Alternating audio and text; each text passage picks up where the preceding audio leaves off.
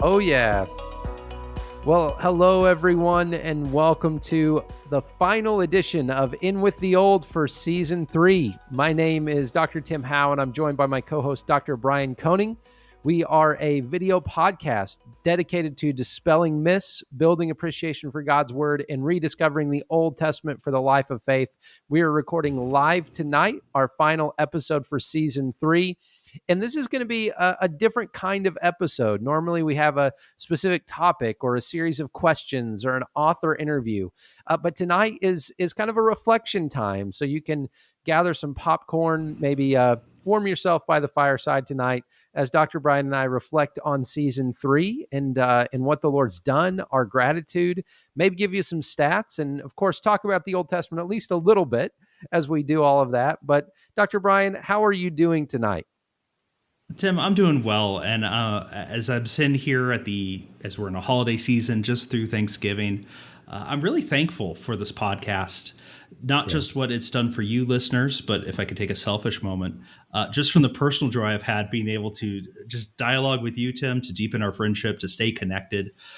This has been really helpful and life-giving. I've appreciated the questions that have come in. I've appreciated our dialogue and debates. I think it's made me sharper. And I think ultimately it's also drawn me closer in my walk with God. So those are all good things in my book.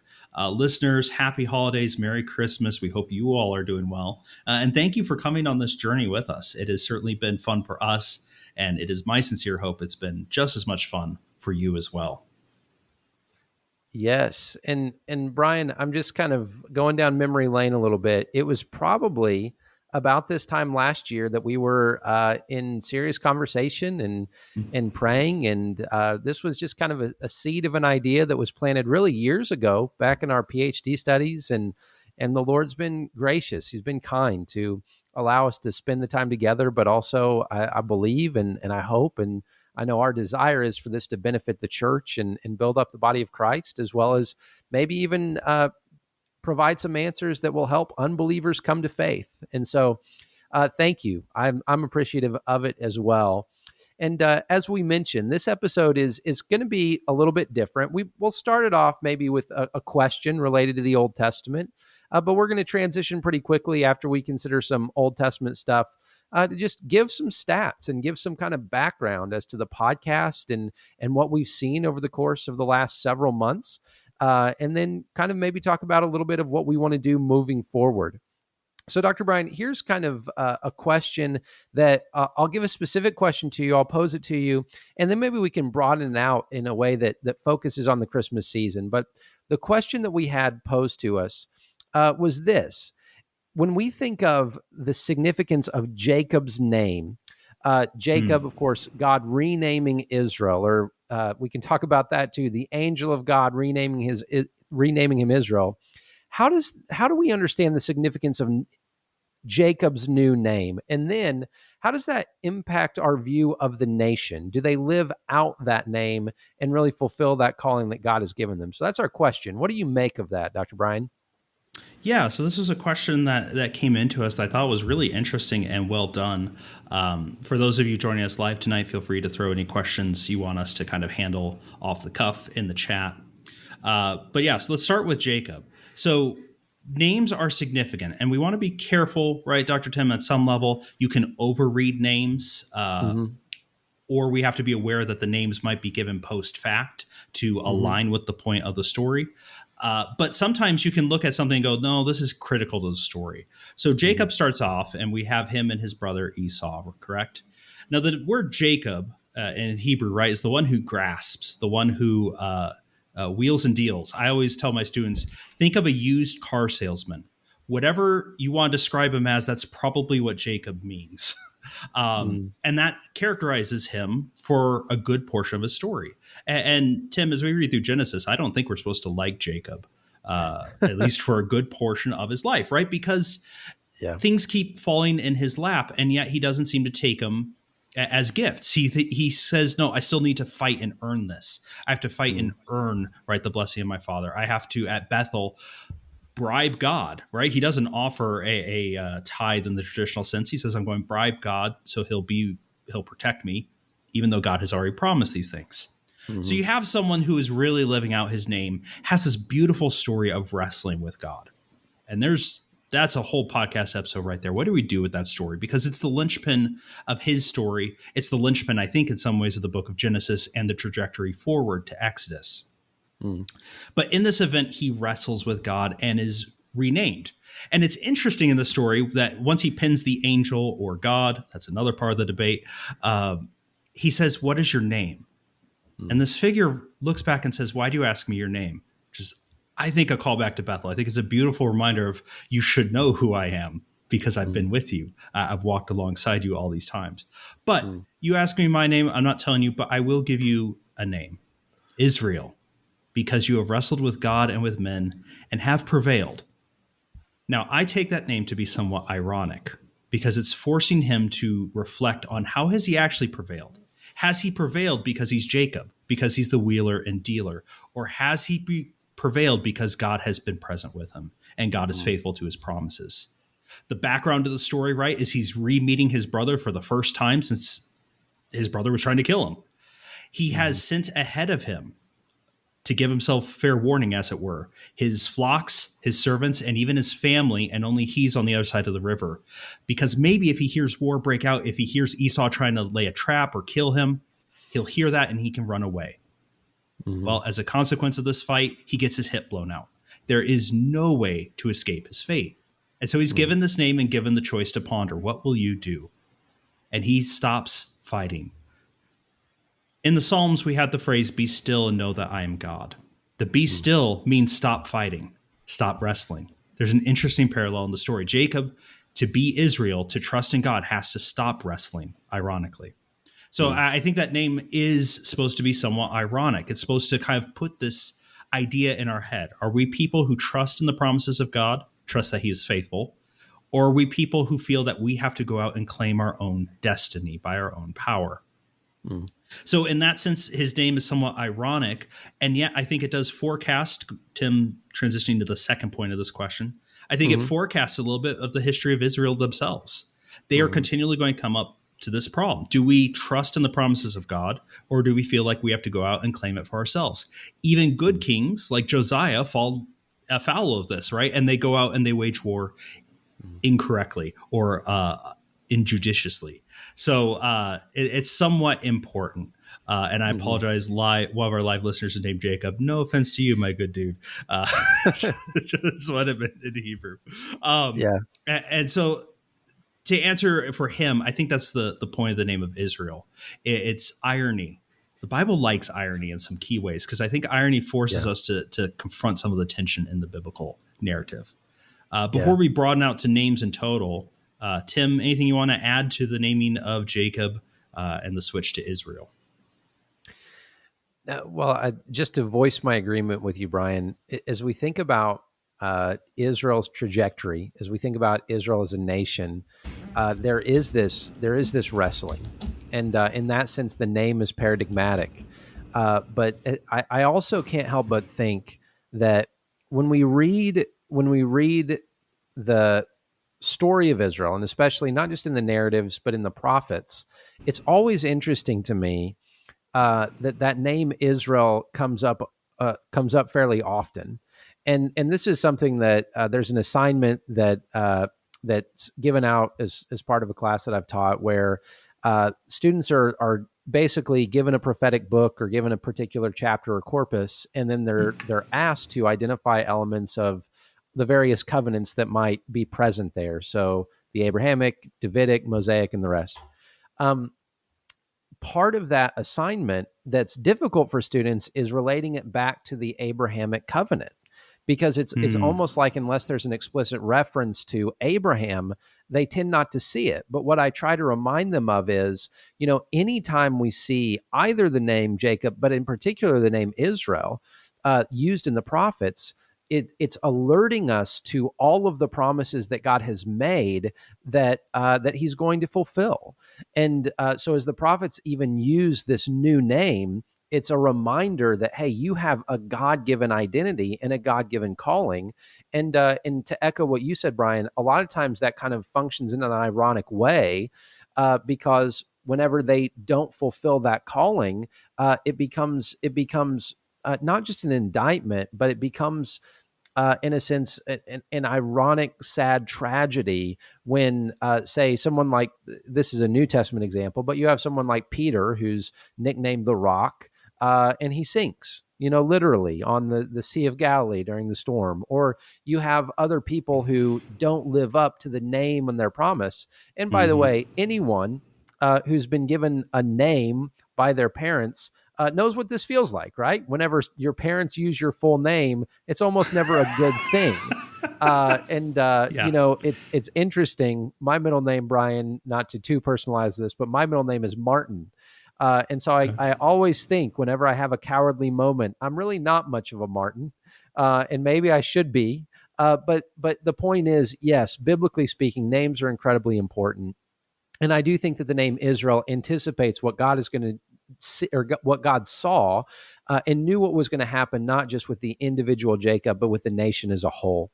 And we see that work itself out, and it gives us a lens by which we can really identify and understand the things that happen. So, yeah, that's a great question. And Brian, let's broaden it out a little bit more generally. We did this a bit when we talked about the genealogies, Mm-hmm. and some of the significance. We tried to bust the myth that the gospel is kind of embedded or hidden in Genesis chapter 5. But let's just talk about names and the significance of biblical names. We know that lots of those names have particular meanings, just like our names do today, even if it's unbeknownst to us. But what do we make of that? How do we interpret names? How do we not overinterpret names? What are some just rules of thumb that you would throw at us, Brian? Yeah, that's a good question. So the first thing would be to establish, does the name mean something? It means something coherent, because Mm-hmm. most name actually, I don't want to say most names. A good number of names do have meaning that is relevant to the story, but Mm-hmm. not all. And so that's step one. You might go like, oh, hey, that name does not actually lead out, or we don't have a good root. I'm thinking of Habakkuk, uh, Mm-hmm. my guy, Habakkuk. It's actually quite hard to trace what does that word even mean. It's probably an Akkadian plant. Listen, having done a PhD on that book, I don't know what an Akkadian plant would mean in the context of that prophecy. So you can read my Yeah. dissertation, you can read my simplified form. I don't really ascribe any meaning to that name because I don't see it there. Mm-hmm. You have other stories though where it does seem a bit more, shall we say, interesting. The first king of Salem, right? Mm-hmm. You have Melchizedek, the king of peace, right? The king of righteousness in the town of peace, what's going to become Jerusalem. Mm-hmm. Those names seem to be loaded with significance. It's brought Yeah. up again in scripture. So, step one is see, does the name even mean something? Step two is to say, does the Bible itself ascribe meaning to that name? And that could Mm-hmm. be either in the book itself or broadly. I brought up the book of Hebrews. The book of Hebrews makes some interesting name connections for us. Mm-hmm. And then, thirdly, it comes down to a little bit of wisdom. Is this relevant? Does it deepen, highlight, or change how we might read the text? Because sometimes you go, the name seems relevant, but I don't know if it actually moves the dial for me. So, for Mm-hmm. example, the name Malachi, the very last book of the Old Testament that we almost never make to on a reading plan, Malachi means my messenger. And so there is some interesting debate, right, in Old Testament studies. Is that even a name, or is this an unnamed book? And this is written by my messenger. Does that change the needle a whole bunch for us? I don't think it does. So it's an interesting debate intellectually, but I've yet to find a really compelling reason to go, oh, this name is significant. It's just something I kind of go, that's an interesting side note, and then Yeah. move forward. So, first, check to see if the name means something. Second, see if the Bible somewhere ascribes meaning to that name. And then third, does knowing what the name means materially change how we'd interpret the text? So those are my quick, easy points. Tim, how would you approach interpreting names when you're like talking to your students? Yeah, great question. And I totally agree with you. I think we need to let the text really guide us in terms of whether or not the meaning of the name, and we should say the etymological meaning of the name, drives the Yeah, interpretation. yeah, So in certain cases, that's obviously true. For instance, with Abraham, right? I mean, God Mm-hmm. specifically changes the name to Abraham from Abram, saying, "You will be the father of many nations." Same thing in a different way, but similar with Emmanuel, right? He shall be called Emmanuel, which means God with us. And that Yeah. literally, etymologically, is what Emmanuel means. Um, so there are certain cases where it's loud and proud, it's obvious and clear, and there are other cases where, as you mentioned, Brian, it's fun to read the scriptures because sometimes the name is so rich and so obvious that it really makes you wonder: could this possibly have been the person's name? That's the Mm. case with like Nabal in 1 Samuel 25.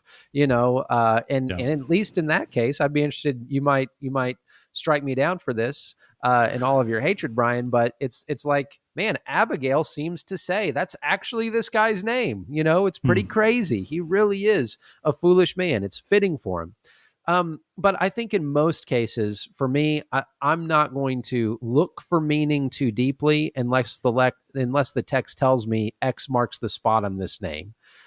In other words, the cases where it has particular meaning are pretty obvious. In others, there might be some kind of subtle hint in terms of the meaning of the name, kind of a little bit of richness or color that it adds, but it might not be super interpretively significant, as you mentioned.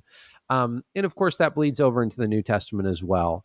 Yeah. I do think it's probably true, and I'd wonder if you agree with this, Brian, that uh, people in Old Testament times, and that's of course a very broad range of time, but I do think they were probably more aware of the significance of their names than people tend to be today.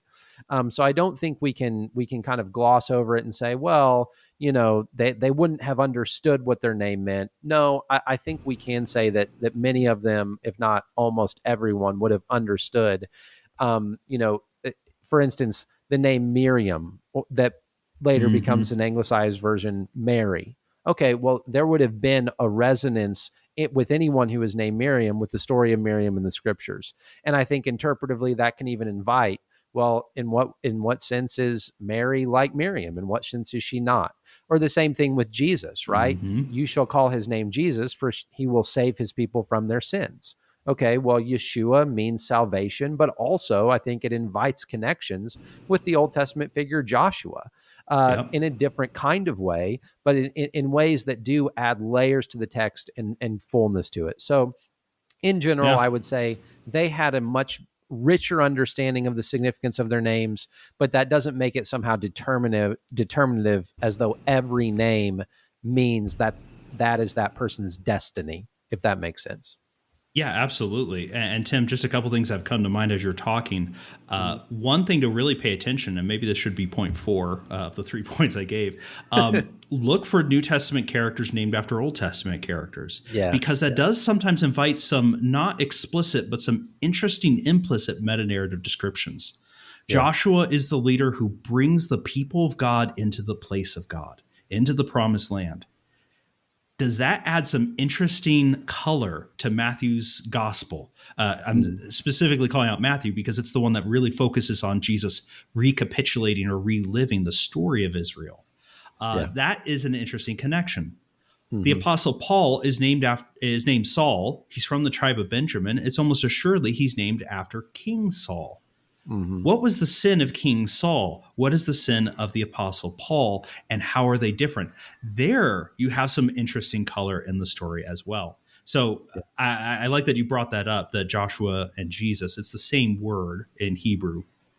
And so that Yeah. would add some interesting color to us. Another thing that came to mind is sometimes when looking at names, it's not going to necessarily beat you over the head that the name is important. So we Hmm. have to be critical readers. You brought up Emmanuel, and we're in the Christmas season. It's the best time to be doing that. Matthew's gospel is the one that says, right, to fulfill what was said to the prophet, you shall call his name Emmanuel, which means God with us. Hmm. Perfect. Everything you said is totally fine. Listeners, here's a challenge for you, real quick. And I know we're an Old Testament podcast, but we're going to have a New Testament bit of trivia or theology here for you. Where in the Gospel of Matthew is Jesus called either Emmanuel or God with us? Spoiler alert, he's never called Emmanuel in the entire gospel. So why bring that up? It's because of the last chapter and the last verse of the gospel.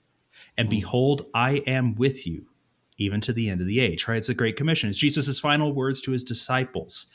The beautiful thing when you see that is Matthew didn't bring up that passage from Isaiah to go, oh, that's what people at his time called us. He's saying that's what we now call him.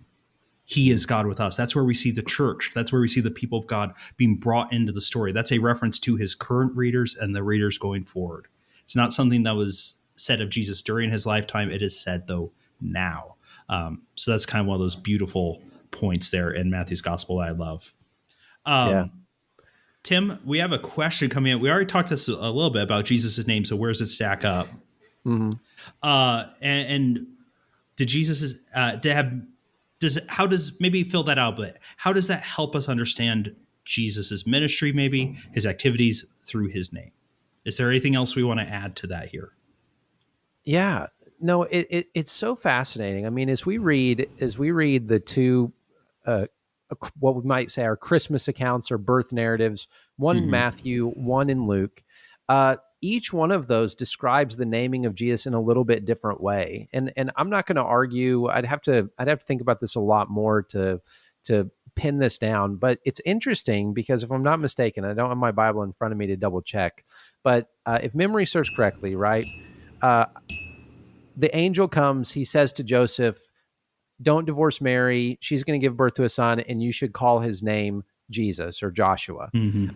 Same thing in Luke, except the angel tells Mary, "You are to name his name Jesus." So you have an angel talking to Joseph, telling Joseph, name him Jesus, an angel talking to Mary. Well, it's very interesting because we see something similar in Genesis, right? We've talked about this as well, where you have a double naming of Seth, where at the end of Genesis 4, you have Eve naming Seth, and then in Genesis 5, you have Adam calls his name Seth.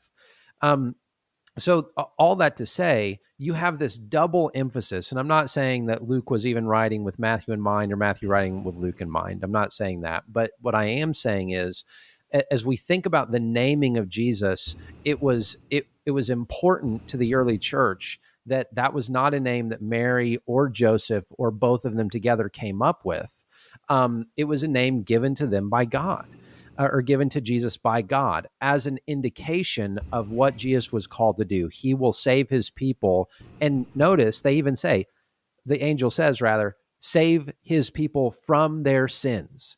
So think about every word of that, right? I mean, save as in salvation. He's delivering them. You know, the idea, just as Joshua was instrumental in the Exodus and then the conquering of the promised land, save his people. It's an association. It's an identifier of Jesus with the Jewish people. But as Brian mentioned, as you read, especially the trajectory of Matthew, by the time you get to the end, he is the King of all nations.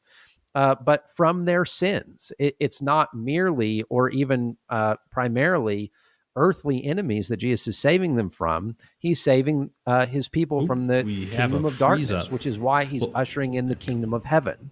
So you have all of these details in just a very small space. The angel says, his name shall be called Jesus, for he shall save his people from their sin.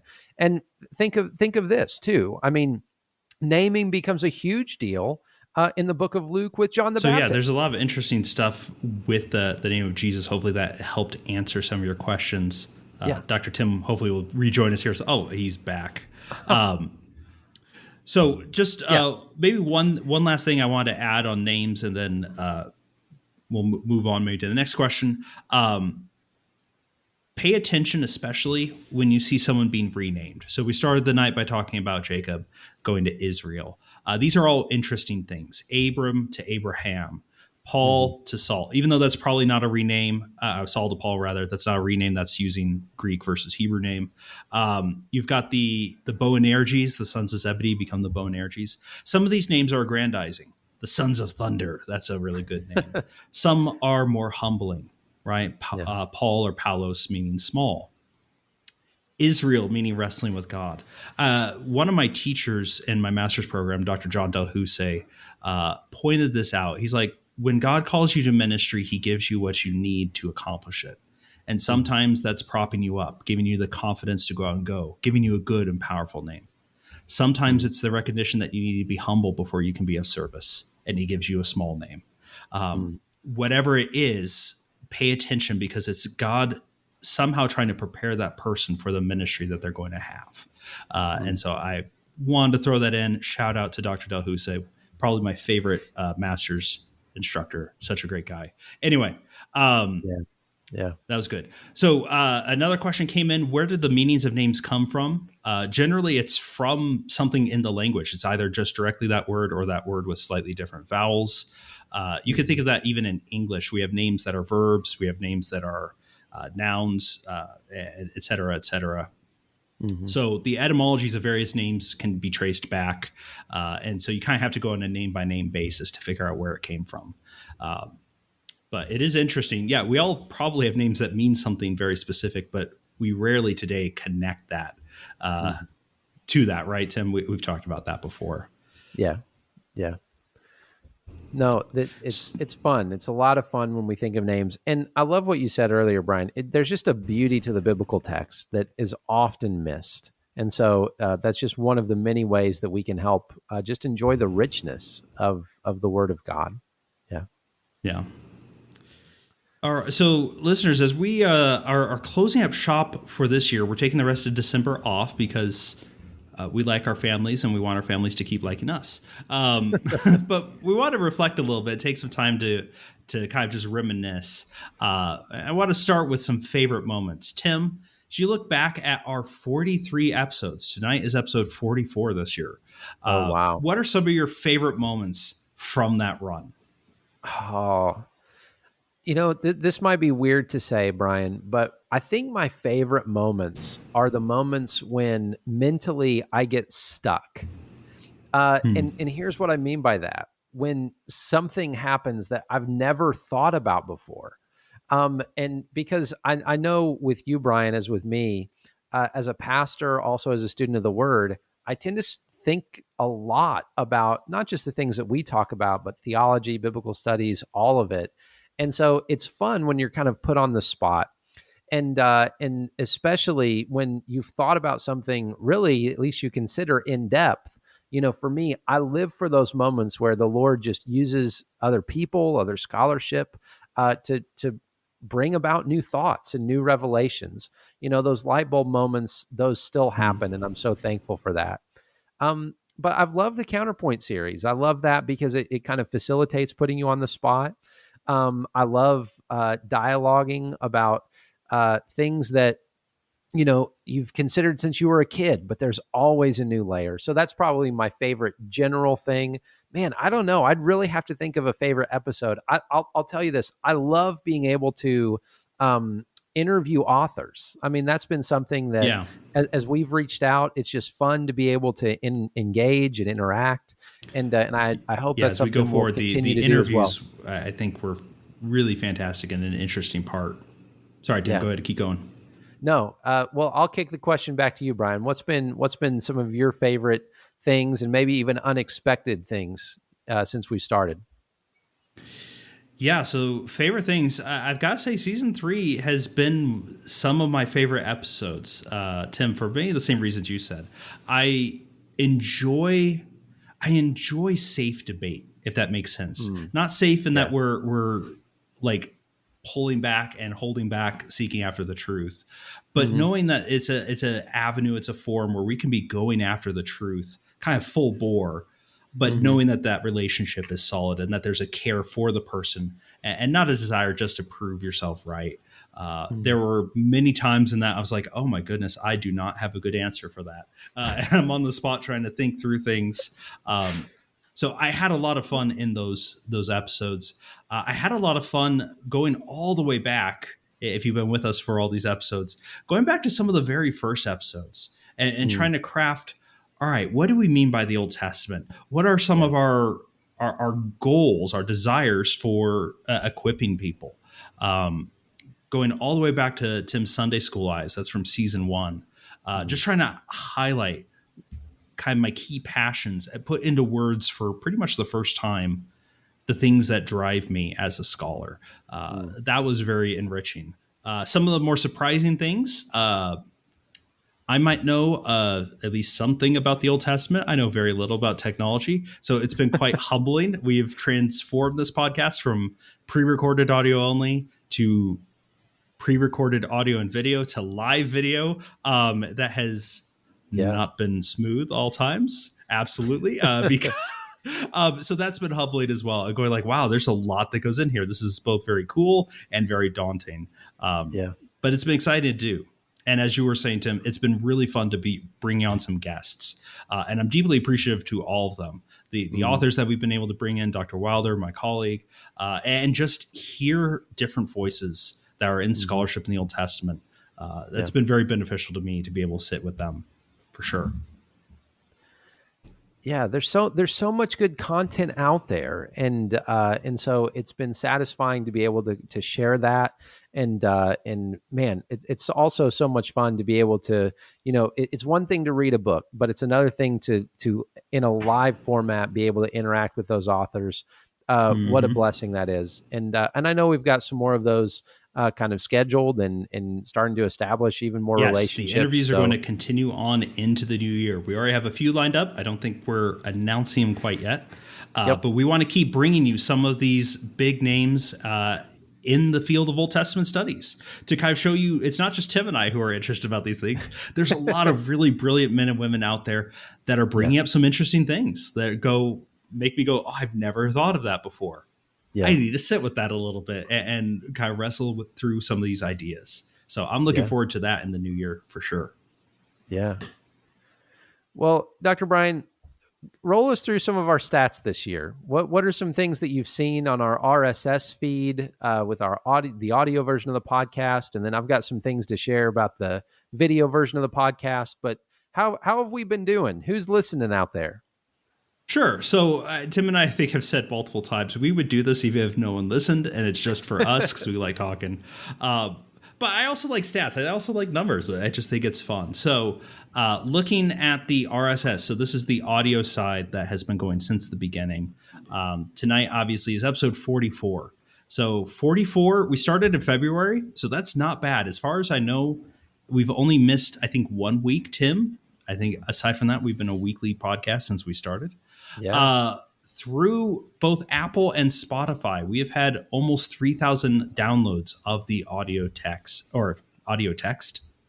Yeah, we talk good here. The audio of the podcast. We've had our podcast downloaded in 11 different countries around the world, which is quite fun.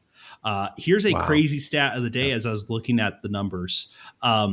So audience, I'm going to throw this out. And if you're here live, I want to hear your answers before I tell you. But what do you think is the number one day and number one single hour within that day for downloading our podcast during the week? I'll come back with the answer here in a bit, but I want you to think about that. Number one day and hour. So give me a day and give me an hour from like 2 to 3, 4 to 5, 6 to 7, something like that. When we look at the top cities, so Tim and I kind of unofficially had a little rivalry going. The places where we are located or close to where we are the top cities for downloading our podcast. And I'm happy to report Arizona represents the top 3 cities that have downloaded our podcast. Our number 1, Phoenix. Woohoo! Here we go. But number 2 is Lebanon. And then number 3 is Flagstaff, also in Arizona. But it was fun to see downloads from around the world and around the country. And so we hope whoever this is going out to, we hope it has been helpful to you in your walk. We hope it has drawn you closer to the Old Testament. And so let's see. A couple of guesses for what's the number one day and hour for downloading. Thursday at 4 a.m., Sunday at 2 p.m. Guess what? It's going to blow your mind.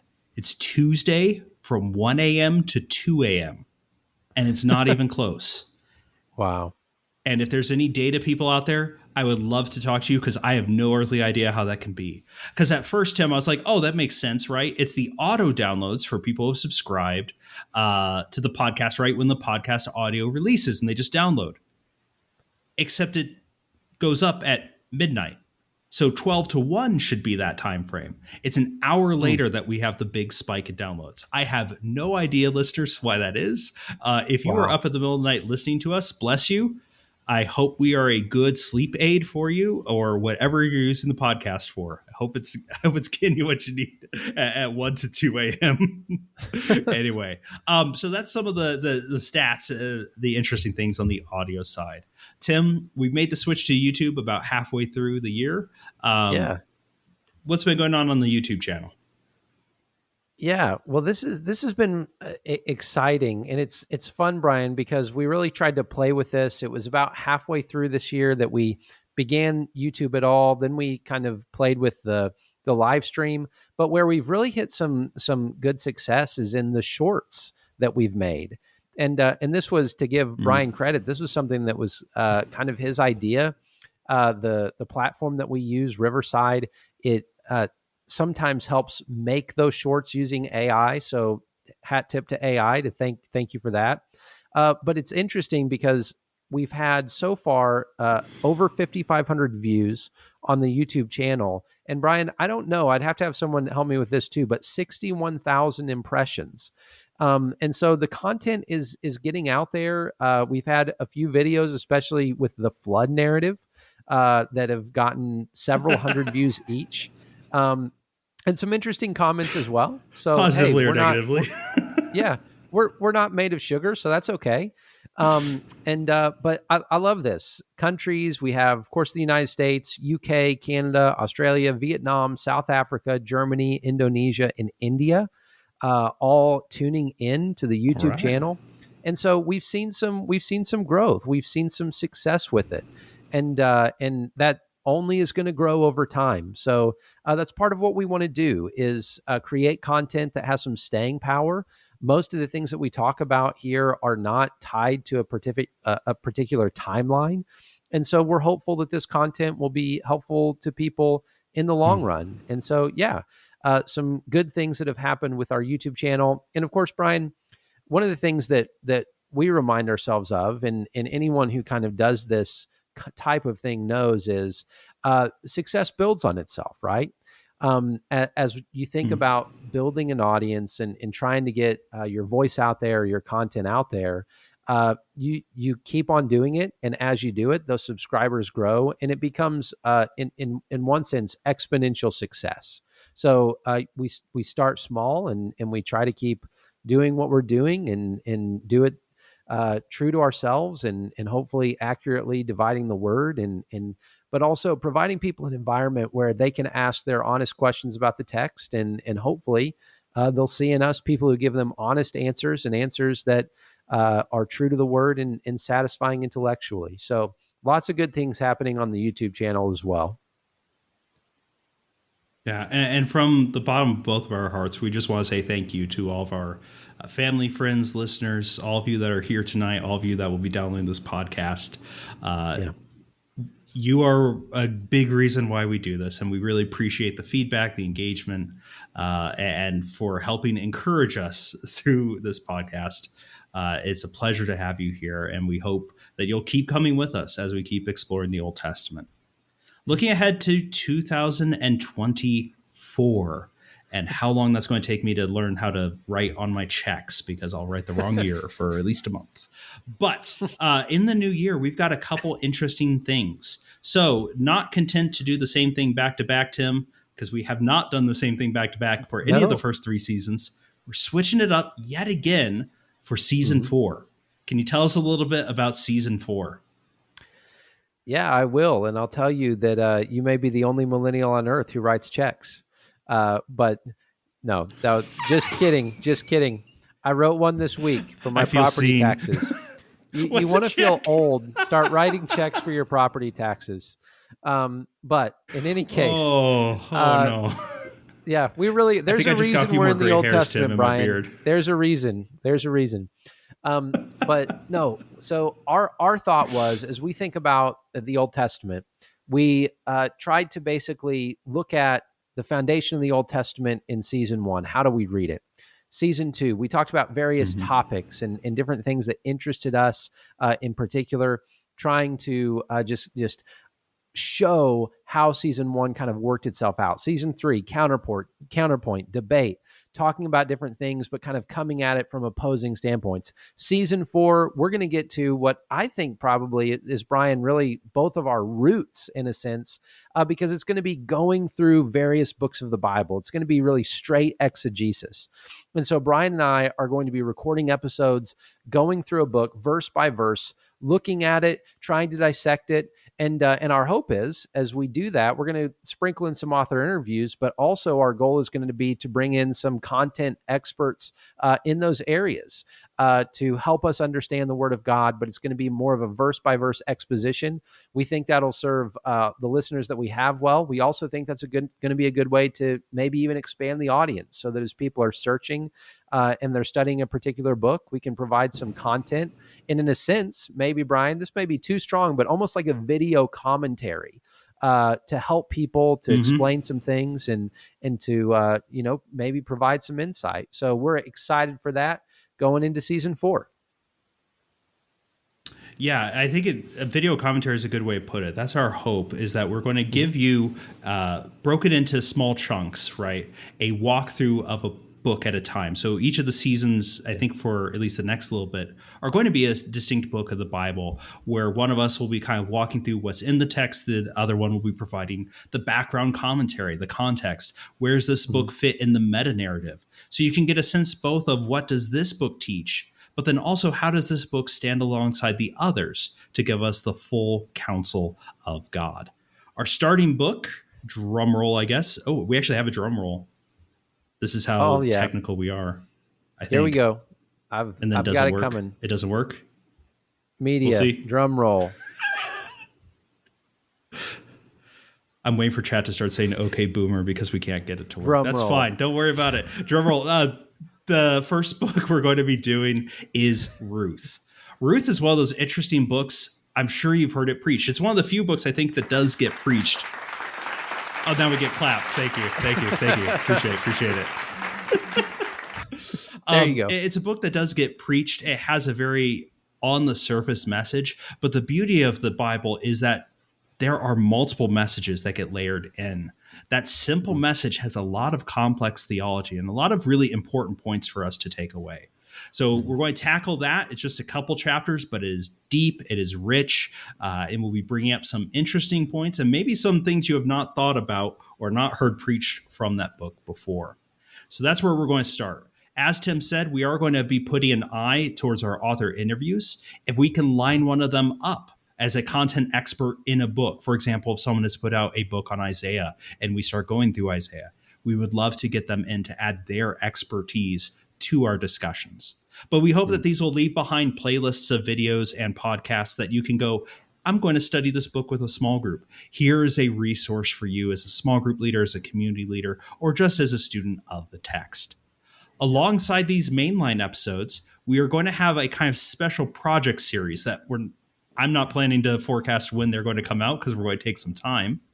But Tim and I have kicked around a couple times of we would love to engage with artistic representations of the Old Testament vis-a-vis movies. How do movies portray the Old Testament story? And doing a commentary on these things, not as movie critics, but as students of the Old Testament. How well does, for example, the animated classic Prince of Egypt handle the Exodus narrative? So these are going to be things we're going to put a little bit more time and production into, but we're planning to sprinkle a few of those in throughout 2024. So I'm really excited about both those projects going into the new year for the channel. Tim, anything else that is exciting you or you're looking forward to in this coming year?